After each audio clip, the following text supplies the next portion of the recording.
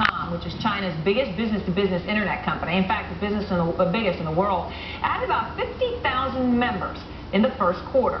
Now, revenues did come in flat in the fourth quarter, and that's partly because membership fees have dropped. Alibaba.com CEO David Wei joins us from Hong Kong in a global exclusive. And David, good to be with you again. Last time I saw you was in Hong Kong. I know you have had a long day, and I want to get straight to this main headline, which is you've had a record addition of new members. These are people who are either entrepreneurs in the U.S. or in China trying to start new businesses. So what does this say about small business formation? Small business actually are very vital even during economic crisis. We did see many closing down, but we see lots of new openings both in China and also in the States. In line with our paying member growth, actually our overall user growth was a phenomenon in the last 2 or 3 quarters. Globally, we add more than 3 million users in the last 3 quarters. Remember, we have just over 8 million users.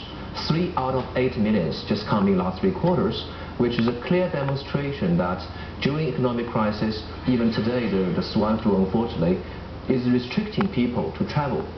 But that actually forced more people to use online sourcing and online selling and marketing. More and more SMBs in the States, in China, using Alibaba.com now. In the States, we have over 1.2 million users. It's a pretty incredible number. When you talk about that out of 8 million, you've had 3 million, an increase of 3 million members over the past 8 months. Certainly some of that coincides with the slowdown. People lose their jobs. They want to go out on their own. That raises the question of sustainability. Once the economy starts to recover in the U.S., starts to recover in China, where some say it already has, that you will not be able to sustain that growth. What do you say to that? Well, during economic downturn is the best time to acquire new members, new users. However, when economy recovering, which we have seen in the last few years, that's also good news for a company like us, because that's the best time we encourage our users and members to spend more with us. So to drive ARPU during economic good times and acquire new members during downtime, making ourselves almost one of the most resilient business model in the current moment. We talk about 80% of the new jobs in the United States coming from small businesses. The United States government does not have good data about small business formation and success. You perhaps have better data than anyone else, given that you know exactly who those people are. And my question to you is, where does the U.S. economy stand right now? What do you see in terms of employment? Are we finally going to get to a point where things are actually going up instead of dropping, but not as strong of a rate? If you look at globally, ranking of performance in the last quarter, the best performing region is still Brazil and India, where we see economic booming still quite a lot. They're actually followed by the US and then followed by Japan. The worst performing region is Europe. In US, we have seen the confidence start picking up. We have seen lots of restocking happening from the buyer side, and also, unfortunately, we didn't see many new SMB set up in the States so far.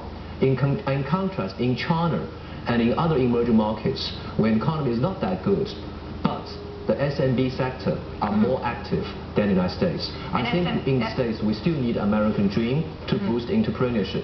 And SMB, of course, small and medium business. Final question to you. When we spoke in Hong Kong at the very end of February, exports from China to the United States were down 25 to 30%. People were questioning whether China would face social unrest because its economy could not grow at 8% or more. Where do things stand now? China's growth and China's exports to America.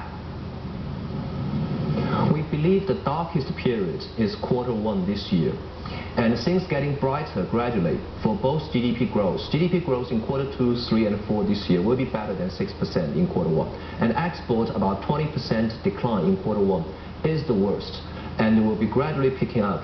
Social stability, we did see lots of factory reopening, start to hire more people. The farmers are back to factories or back to farmlands to do something. The next challenge, I think, will be in the coming summer, where 5–6 million university graduates come into the society, and only 20–30% of them had found a job. I think that will be the next challenge. That's something for us to look forward to. David Wei, thanks so much, and we'll look forward to seeing you again soon. Thanks so much for staying up so late there in Hong Kong for us. And still to come.